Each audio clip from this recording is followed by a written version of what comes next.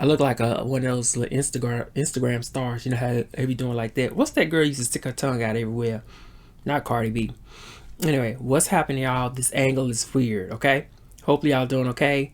I said I'm gonna try to make a video, even though my tail is. I got a belly full of child Jim and Nick's. Okay, barbecue. Y'all know I'm always coming on here talking about eating, because that's all I do. I love to eat. Anyway, you can see this little box here. This box is filled with books that I have collected probably within the past 6 months or so, maybe even less. Kind of clearing out my bookshelves of books that I no longer want to keep, whether I read them or not, stuff that I've lost interest in. And I still got a couple of bookshelves that I really want to clear out, but this box is going to be a donation box to my library's friends of the library, thing. They're getting these books, so I just want to share them. These are the first books that I'm going to be getting rid of at the top of 2023.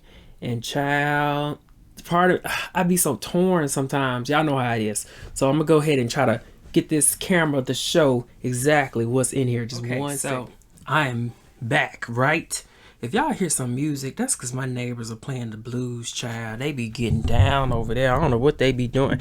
Hell, I don't smell no barbecue, so I figured they just having fellowship of some sort. Okay, but yeah, this is the box. I love to get rid of books.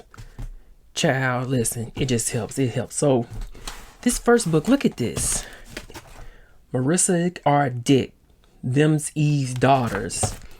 Now, this was a book that I don't even know how to describe this. I think it's cool.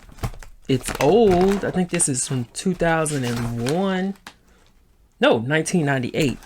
But this was a book that, look, here's the Nubian, www.nubianromance.com. But anyway, look, it's falling all over the place. This right here was something I inherited from my aunt when she passed away. My cousins gave this to me.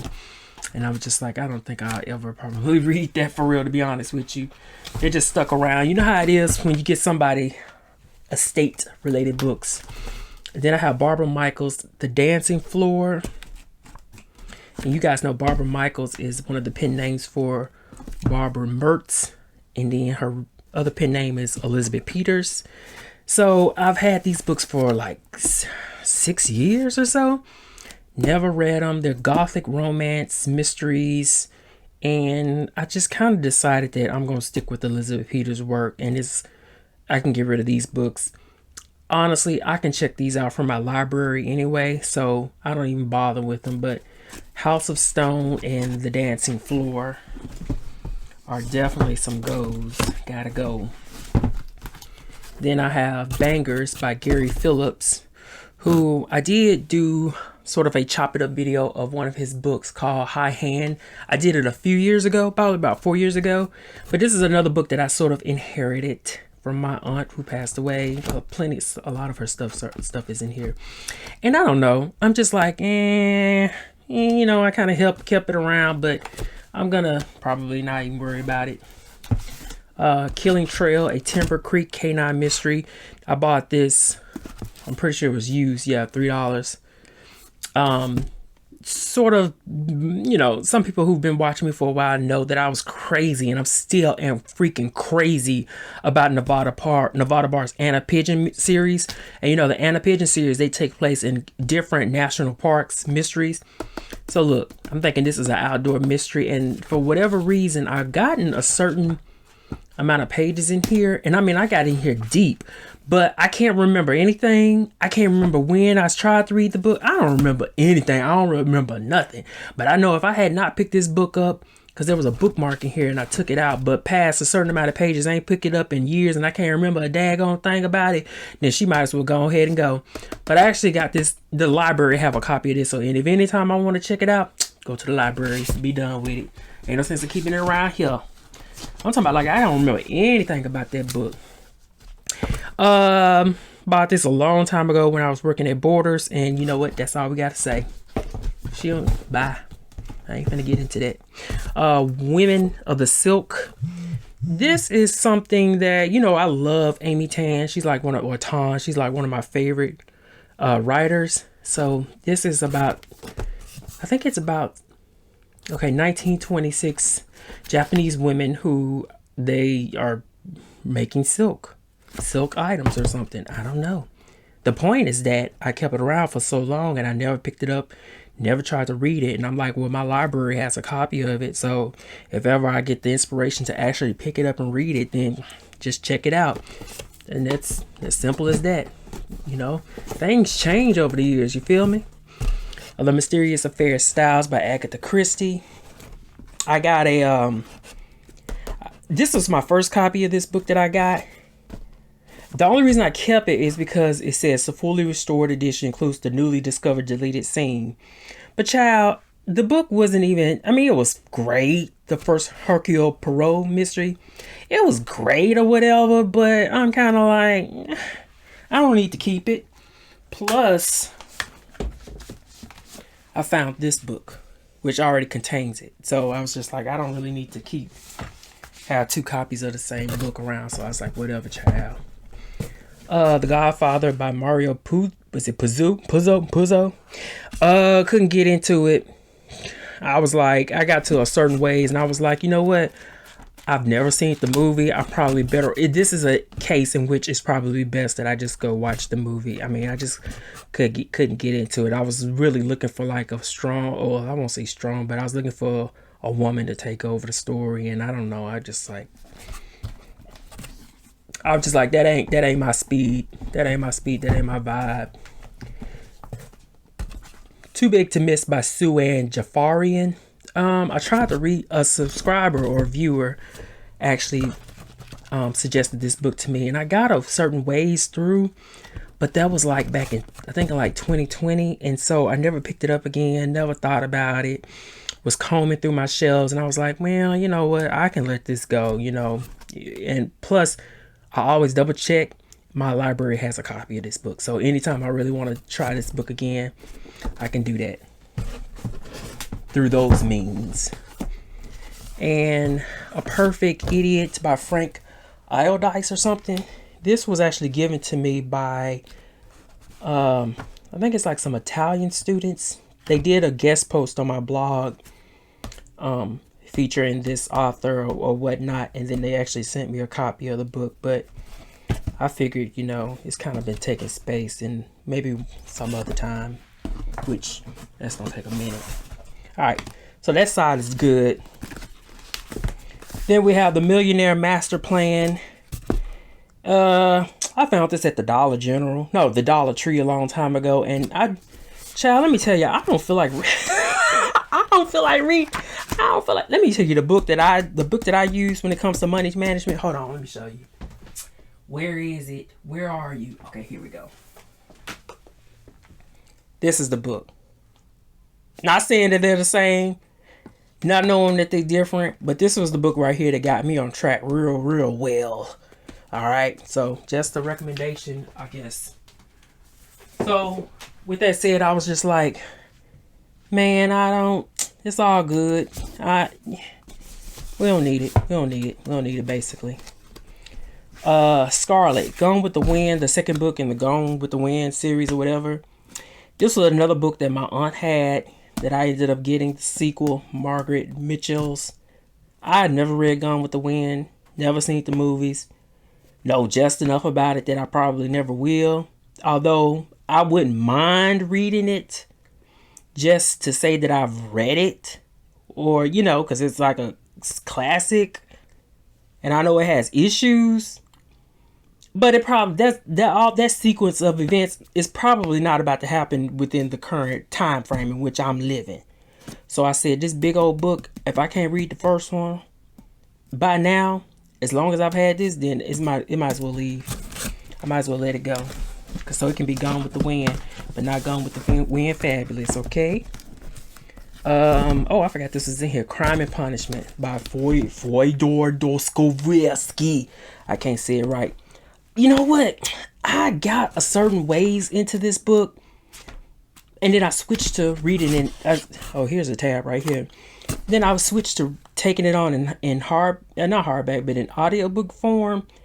And then I dropped audiobook form. I don't know. I'm just not moved. I was in mood. It just didn't move me. Classic or no classic, it just didn't move me. And I think a lot of the times with certain books, it's not always the case. Like, it's the names keep tripping me up, like Zamitov, Razumi is child. See, don't get me started. I'm sorry. Hey, no, actually, I ain't sorry. Audiobook form, if I can ever pick it back up. So it's all good. This is readily available wherever, whenever, however, in the famous words of Shakira. So I don't need it.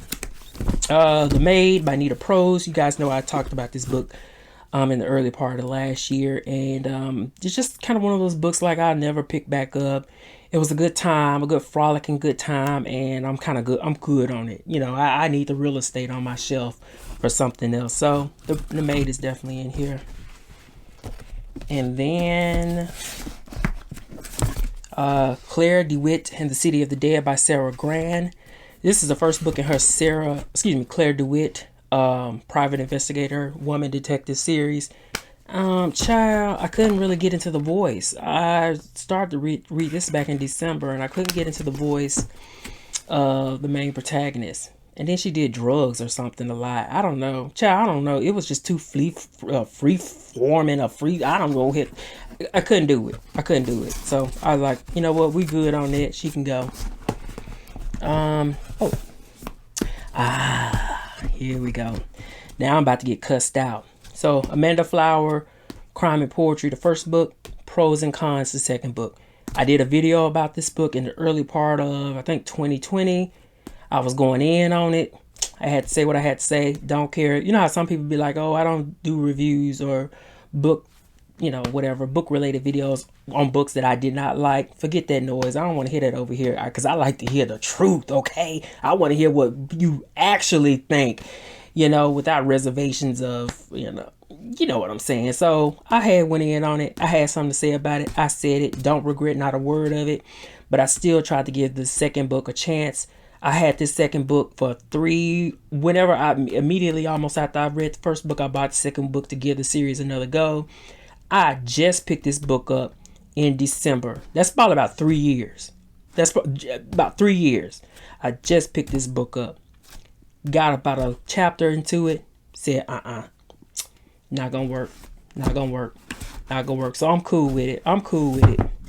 A More Perfect Union. This was a part of a Read So Lit that Dee Dee did back in, is it 2021? I think. I read it. I liked the book, but the unfortunate thing is that I don't remember too much. It's not one of those books that I like reach for and clutch to my chest to preserve onto my shelves, if you will, clutch to thy bosoms. And I was just like, you know what? I gotta sacrifice some. I need the shelf space. Here it is. I mean, it is what it is, homie. It is what it is. So, you know what? In these books, somebody will love them. They're being donated. Somebody will love them. So, Cursed to Death by L.A. Banks. I think this is probably about the 6th or 7th book in her werewolf series that came out back in 2009. What happened was I started reading these series when they first came out back in 2008, right? I stopped reading midway through the second book, and I haven't touched them since. And then, unfortunately, when I was doing that Marie Kondo stuff back in 2017, y'all know how I am about dates. I ended up getting rid of copies of the first 3 books that I did have of the series. Child, just recently, I went back and bought the whole series back. The reason I'm getting rid of this one is because I found a better, more trade paperback size of this that's in better condition. So I had to replace a lot of the ones that I rebought with some trade paperback versions, which were in better condition, and this was one that I hadn't gotten rid of yet. So Cursed to Death, I already got a copy of it. I'm good. I can't wait to try to revamp and reread and revamp my love of that series. And last, we have John Grisham's The Innocent Man, which used to be everywhere, child. This was another book that I inherited from my aunt's collection. It just kind of was hanging around, honestly. This is so accessible any and everywhere that I didn't have a need to keep it. I could go to the library or whatever and get it and save me some shelf space. So, that's it. These are going to my public, I can't talk, public libraries, friends of the library place. There's some wonderful people that work there. Except there was one lady, she had said something, not to me, but you know how you be overhearing people's conversations and you be like, ugh, why are you working here? Child, you cannot be acting this way and work with the public. You can't be a hateful person working in the public. We'll put it that way. I ain't gonna go too deep into that. Like, that don't make sense. How are you working at the library and you are prejudiced? A public library at that. Who told you to do that? Anyway, that's it, y'all. See y'all later. Bye.